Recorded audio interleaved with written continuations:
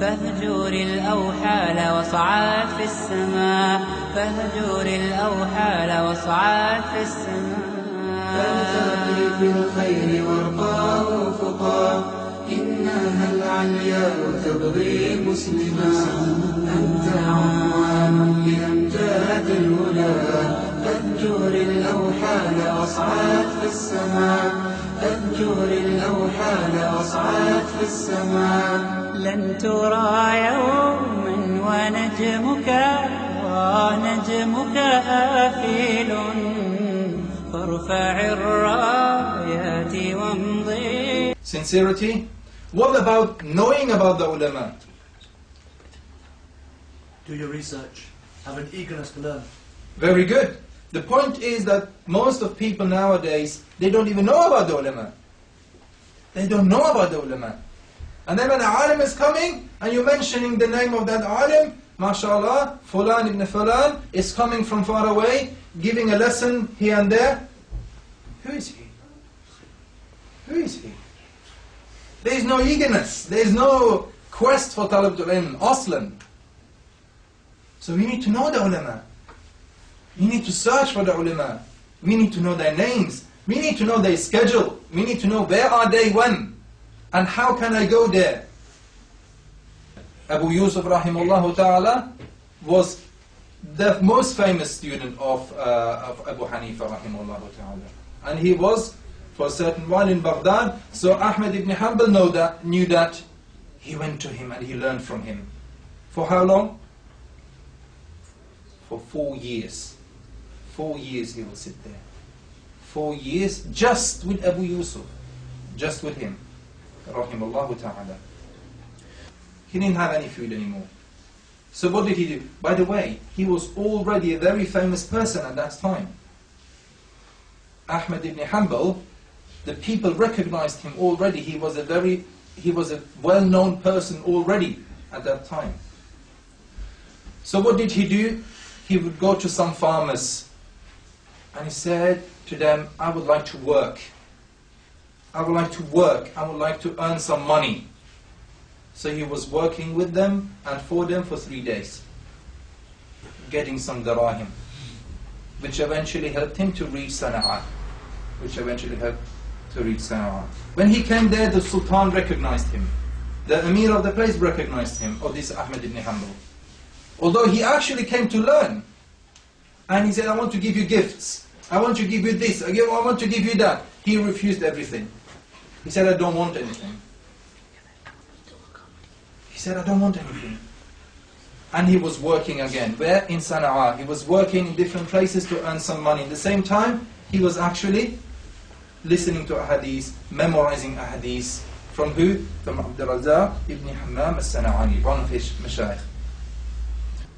There are people, they work from morning until late at night, every day, continuously. If you ask them, where did you last time touch the Quran, not read from the Quran, touch the Quran, they would say, oh, the Quran is on the shelf over there, it's decoration. It protects my house. They will say. This is not the way of the Muslims. This is not the way of the Muslims. It's about earning money and it's about learning. And Ahmed ibn Hanbal, as he already was an alim, he already was a famous person, we conclude another thing.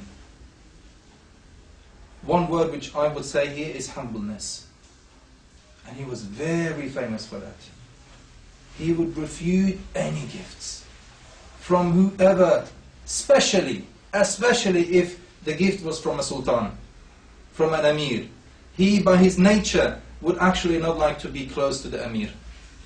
By his nature, he wouldn't like to be close to anybody who was in power. So he wasn't accepting any gifts. And when Imam al-Shafi'i rahimahullah ta'ala left Baghdad, and by the way, at that time Baghdad had about 2 million people who lived in Baghdad. There were about 2 million people lived in Baghdad. When Imam al-Shafi'i rahimahullah ta'ala left Baghdad, he would say, I left Baghdad and I did not leave behind me anyone more virtuous, afdal, more learned, a'lam, more knowledgeable, afqah, than Ahmed ibn Hanbal, rahimahullah ta'ala. Nobody was there who was afdal, a'lam, afqah min Ahmed ibn Hanbal rahimahullah ta'ala. And then al-Shafi'i rahimahullah ta'ala died. Ahmed ibn Hanbal became the mufti of Baghdad. Not by his will, but the people made him. And we will learn later that he actually hated that his fatwa were written down. He didn't want his fatwa to be written down. He didn't want that. That will be in the end, inshallah. Alf hadith. Alf hadith. Who knows what is alf in English? 1,000. 1,000 times 1,000 equals 1 million ahadith. 1 million ahadith and narrations of the hadith. And there are many scholars who say there wasn't even one single alim who actually memorized more ahadith than Ahmed ibn Hanbal. So these ayat and others clearly indicate that useful knowledge comes from Allah subhanahu wa ta'ala. Useful knowledge is about Allah subhanahu wa ta'ala. Fiqh is from Allah subhanahu wa ta'ala. Az-zakah, intelligence, is from Allah subhanahu wa ta'ala. Ilm is not that you can weigh with the shahada, with the certificate. I'm doctor now. See, my certificate is here. This is not the ilm. This can help you in the dunya, yes. And we should try to achieve and get those certificates. But this is essentially not the ilm.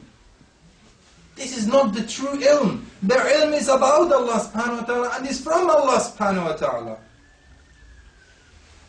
With taqwa, with being humble, with having good adab, then you will see the success of ilm. Then you will see the success of knowledge. Now, how would Imam Ahmed rahimullah ta'ala put his knowledge in action? I have 3 stories. Listen to what his son would say. His son Abdullah, he said, his son Abdullah would say about his father Ahmed, my father would pray beside the fara'id, apart from the obligatory prayers, he would pray daily another 300 rak'ah. How many? 300 rak'ah. And if you think, well, this is just a story, Allahu Ta'ala, this is probably not truth, this was reported in Tazkiratul Hufaz by al-Dhahabi, Siyar Alam al-Nubala by al-Dhahabi, Al-Bidayah wal-Nihaya by Ibn Kathir, Tarikh Baghdad, Tarikh Dimashq, and. Many books have reported this. Many books have reported this.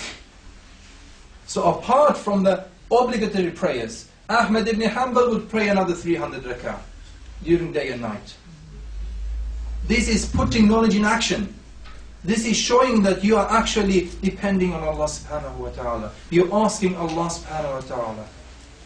And Ahmed ibn Hanbal rahimahullah was just listening. And there were students around and people around. And the man was slandering and cursing him and using very evil words. When he finished, when he stopped, the people around would say, oh Ahmed, give back, refute his words.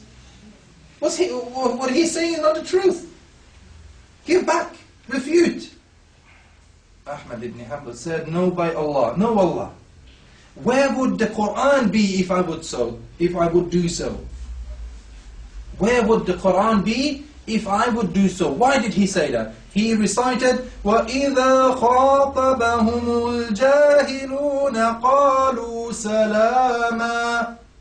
He said, Allah subhanahu wa ta'ala, He ordered us to do something else. Yeah? What is the order of Allah subhanahu wa ta'ala? In Surah Furqan, and when the ignorant people, the people who don't know, if they come to you and address them harshly, slander, using very evil words, what is your position? They say, or you should say, salama, words of peace. Don't give back. It's no faidah. No faidah. As if you were to talk to a wall. They don't understand you. People without knowledge, people speaking in such a way, don't give back, don't refute yourself. There is no faidah for that. But what you can do is dua. And if people do something which is if people do injustice to you, you can make dua.